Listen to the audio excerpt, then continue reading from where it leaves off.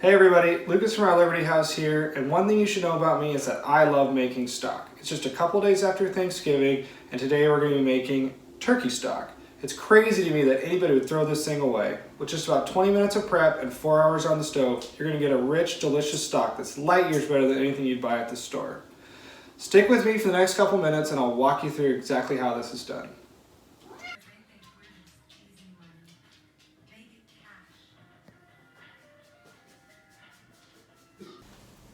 Alright, the ingredients we're going to use are a turkey carcass, 2 celery stalks, 2 medium white onions, 1 lemon, 2 bay leaves, a bunch of sage, 1 head of garlic, and 2 carrots.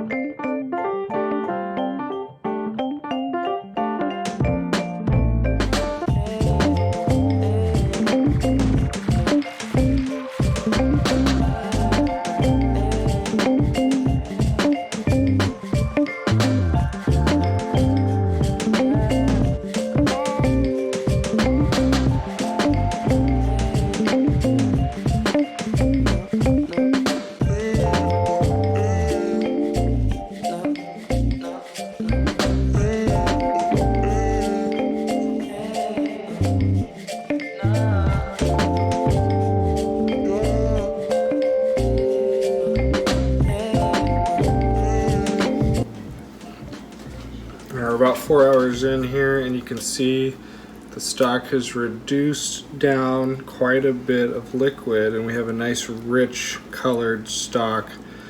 And one tip we can do throughout the cooking process is skim off some of the solidified fat and any of the white foam that'll start to pop up.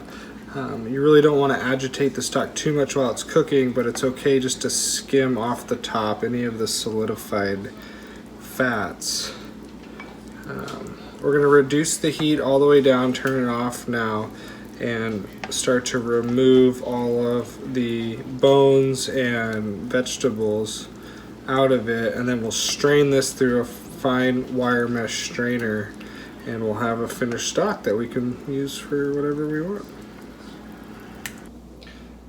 Alright everybody, it's been about 4 hours simmering on the stove and now it's time to strain our stock.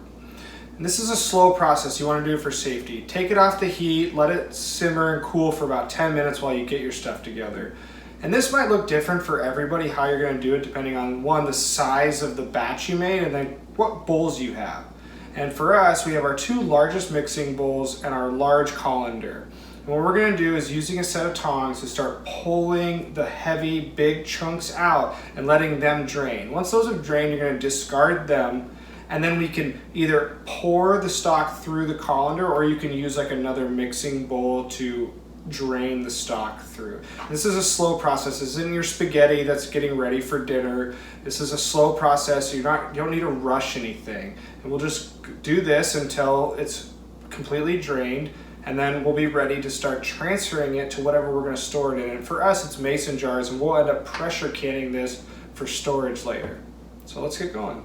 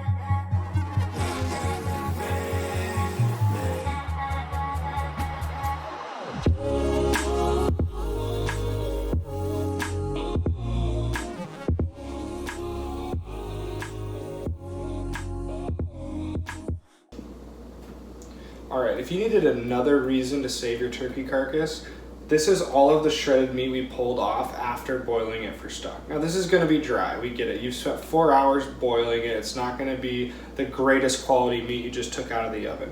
But it's definitely usable meat, and we will put it in turkey wild rice soup, turkey noodle soup. We'll make like a turkey chicken salad kind of thing, as long as there's some dressing. And it's definitely usable meat, and it's just a lot of stuff we prevented wasting and throwing away.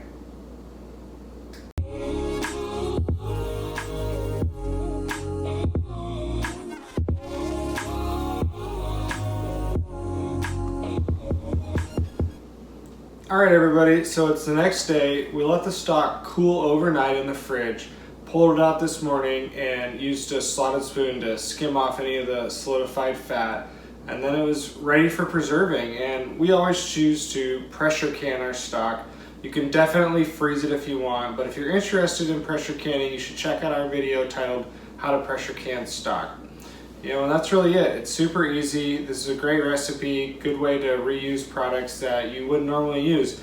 And this is the best stock you're gonna get. You can't buy this stuff in the store.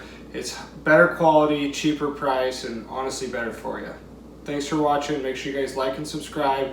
Leave us a comment if you have any questions.